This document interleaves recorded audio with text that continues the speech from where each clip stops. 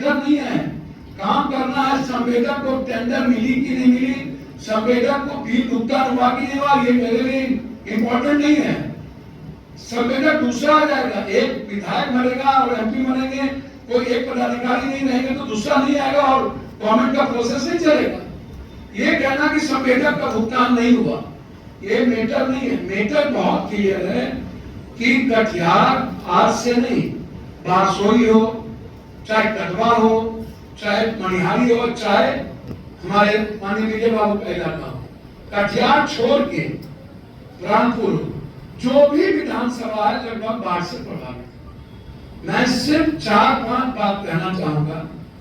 उस 5 बातों में 9 की बात आई, पशु चिकित्सक की बात आई, आप चारा की बात आई, आप हमारे एक माननीय विधायक ने बहुत गंभीरता से विस्थापित की बात रखी है।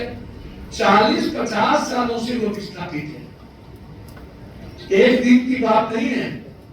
और 40-50 साल से जब कोई बैठक होती है तो कोई ना कोई माननीय इस संदर्भ को रेज करते हैं।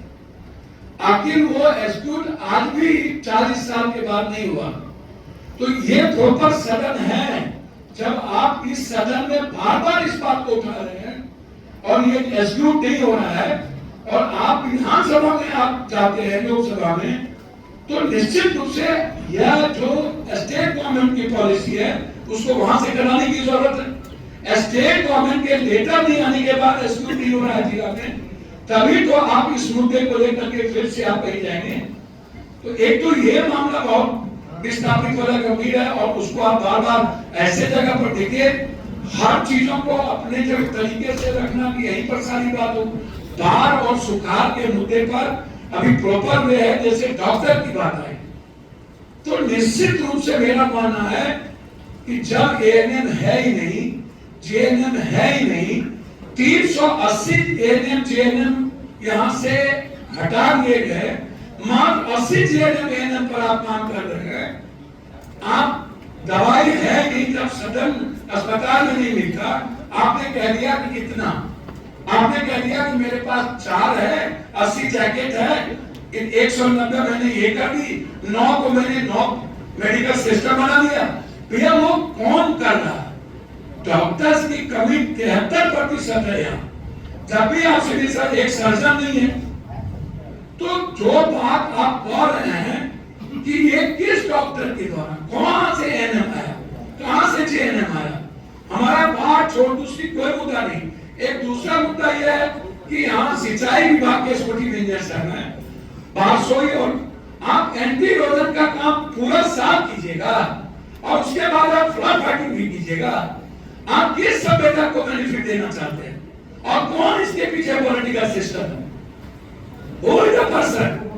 और एक सभ्यता को आप 40 बार काम किए हुए हैं और 10 पैसे के टेंडर पर आप काम किए हुए हैं। ये 10 पैसे के टेंडर का डोनेशन क्या है? मात्र 10 पैसा।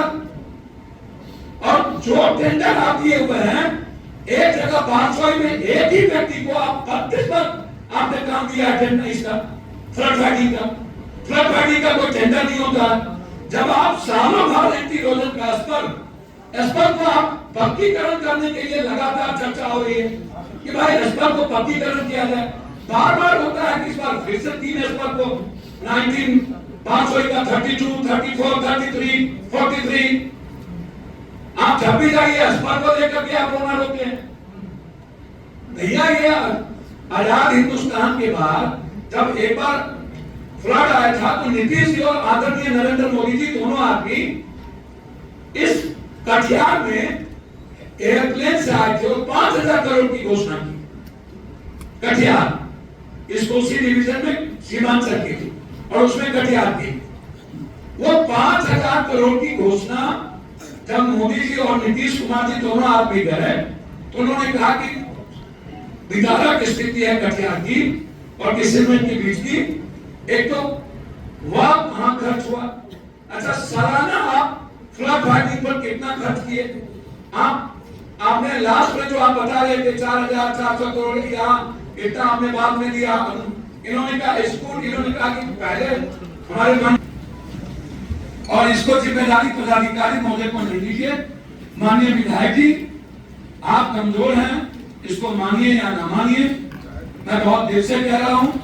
और हम लोगों को अलग से बात करनी चाहिए माननीय मंत्री जी से कि माननीय मंत्री जी क्या सहयोग करेंगे, किस तरह से माननीय मंत्री जी का सहयोग कटिहार के प्रति होगा, क्योंकि इनका घर भी कोसी सीमांचल है और इस बात को ये ज्यादा करने का आपके साथ काम करें, तो हम लोगों को बैठना चाहिए माननीय मंत्री जी के साथ अलग से और इस पर बात करनी चाहिए। 9 की बात तो बिल्कुल गलत है। मुसंडा में सही हमारे माननीय विधायक जी ने कही कि इतने बार विधायक है, 4 सालों से एक 9 के लिए कह रहे हैं, 1 9 मुसंडा में 1 9 नहीं मिली, 1 9 की बात हो रही है।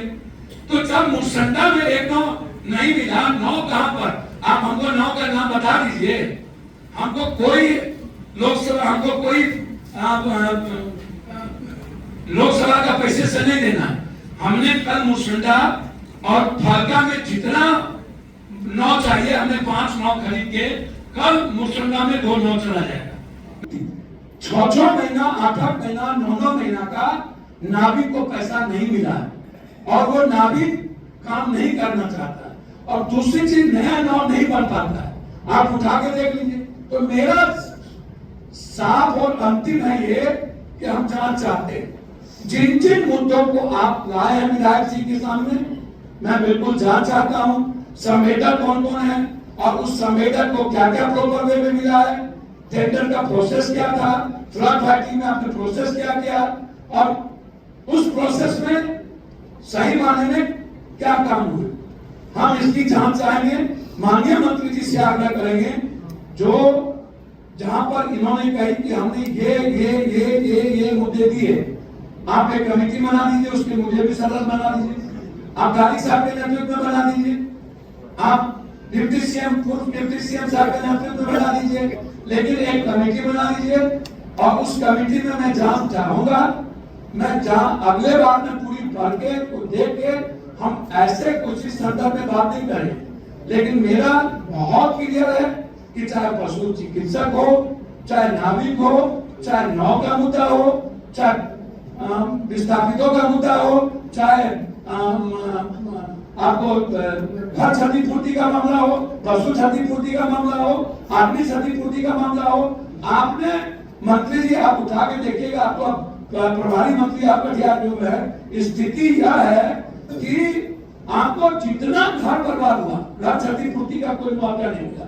एक दूसरी चीज, अभी जो कटाव हो रहा है, वो कटाव कहीं पर स्कूल, कहीं पर गांव, कहीं पर मंदिर, कहीं मस्जिद, लगातार कटाव बढ़ते जा रहा है। और जब पानी बढ़ता है, घटता है, तो आप भी जानते हैं कटाव ज्यादा तेजी से चीजों को करता है। तो ऐसे समय में हमारी गंभीरता बहुत कम है। बस मैं आज इतना ही कहूंगा कि मैं चाहता हूं कि इस तरह की बैठक की गंभीरता नहीं है, ये प्रोसेस भी नहीं है, और बैठक अगले बार से हो तो सिर्फ मेंबर रहे और मोबाइल को इजाजत नहीं दीजिए, मंत्री नहीं, मोबाइल इजाजत नहीं दीजिए, बाहर के लोगों को इजाजत मत दीजिए।